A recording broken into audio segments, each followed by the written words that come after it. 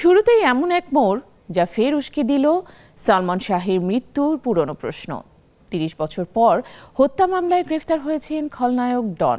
বিমানবন্দর থেকে আটকের পর তাকে সিআইডির কাছে হস্তান্তর করা হয়েছে। সালমান শাহের মা নীলা চৌধুরীর দাবি, হত্যাকাণ্ডের সঙ্গে ডন জড়িত।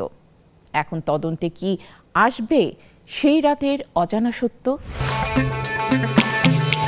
প্রায় ৩ দশক পর আবারও আলোচনার কেন্দ্রে সালমান শাহ হত্যা মামলা, আর এবার সেই আলোচনায় নতুন মোড়। গ্রেফতার হয়েছেন বহুল আলোচিত খলনায়ক ডন। রোববার দুপুরে বিমানবন্দর এলাকা থেকে তাকে আটক করে ইমিগ্রেশন পুলিশ। পরে সিআইডির একটি দল তাকে নিজেদের হেফাজতে নেয়। ১৯৯৬ সালে সালমান শাহের মৃত্যুর পর থেকেই যে প্রশ্নটি বারবার ফিরে এসেছে, তার মৃত্যু কি সত্যি আত্মহত্যা, নাকি এর পেছনে ছিল অন্য কোনো ঘটনা? ডনের গ্রেফতার সেই পুরনো প্রশ্নকেই যেন আবার সামনে নিয়ে এলো। বিমানবন্দর থানার ওসি কামরুল হাসান তালুকদার জানান, বিমানবন্দর এলাকা থেকে ডনকে আটক করা হয়। পরে মামলাটি তদন্তাধীন থাকায় তাকে সিআইডির কাছে হস্তান্তর করা হয়েছে। ১৯৯৬ সালে ৬ সেপ্টেম্বর রাজধানী নিউ ইস্কাটনের বাসায় রহস্যজনকভাবে মৃত্যু হয় জনপ্রিয় চিত্রনায়ক চৌধুরী মোহাম্মদ শাহরিয়ার ইমন ওরফে সালমান শাহের। প্রথমে তার বাবা কামরুদ্দিন আহমদ অপমৃত্যুর মামলা করেন, কিন্তু পরে ছেলেকে হত্যা করা হয়েছে দাবি করে তিনি মামলাটি হত্যা মামলা হিসেবে নেওয়ার আবেদন করেন। ১৯৯৭ সালে সিআইডি তদন্ত শেষে সালমান শাহের মৃত্যুকে আত্মহত্যা বলে উল্লেখ করে চূড়ান্ত প্রতিবেদন দেয়। আদালতও প্রতিবেদন গ্রহণ করেন, তবে সেই সিদ্ধান্ত মেনে নেননি সালমান শাহের পরিবার। শুরু হয় দীর্ঘ আইনি লড়াই। অবশেষে ২০২৫ সালের ২০ অক্টোবর আদালত বাদীপক্ষের রিভিশন মঞ্জুর করে মামলাটি হত্যা মামলা হিসেবে গ্রহণের নির্দেশ দেন।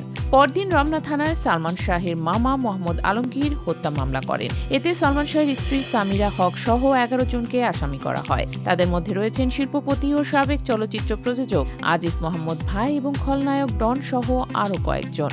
মামলার অভিযোগে সালমানের মৃত্যুর দিনের বিভিন্ন ঘটনার বর্ণনা দেয়া হয়েছে। পরিবারের দাবি, তার শরীরে দড়ির দাগ সহ মুখ ও পায়ে নীলচে দাগ দেখা গিয়েছিল। এসব অভিযোগের ভিত্তিতেই নতুন করে তদন্ত এগিয়ে চলছে। সালমান শাহের মা নীলা চৌধুরী ডনের গ্রেফতারে সন্তোষ প্রকাশ করে বলেছেন, তার বিশ্বাস সালমানকে হত্যা করা হয়েছে এবং ডন এই ঘটনায় জড়িত ছিলেন। তিনি প্রত্যাশা করেছেন হত্যার সঙ্গে জড়িত সবাইকে আইনের আওতায় আনা হবে। এদিকে মামলা তদন্ত আরও এক গুরুত্বপূর্ণ পর্যায়ে পৌঁছেছে। সালমান শাহের দেহাবশেষ উত্তোলন করে নতুন করে সুরতহাল ও ময়নাতদন্তের অনুমতিও দিয়েছে আদালত। তদন্ত প্রতিবেদন দাখিলের জন্য আগামী ৩০ আগস্ট দিন ধার্য হয়েছে। তবে প্রায় ৩০ বছর পর এই মামলা নতুন করে গ্রেফতার, দেহাবশেষ নিয়ে আদালতের নির্দেশ এবং তদন্তের অগ্রগতি সবকিছু মিলিয়ে এখন সবার চোখ এক জায়গায়। সালমান শাহের মৃত্যুর এত বছর পর কি সত্যিই সামনে আসবে সেই দিনের অজানা গল্প, নাকি আরও কিছু প্রশ্নের উত্তর খুঁজতেই অপেক্ষা করতে হবে ৩০ আগস্ট পর্যন্ত?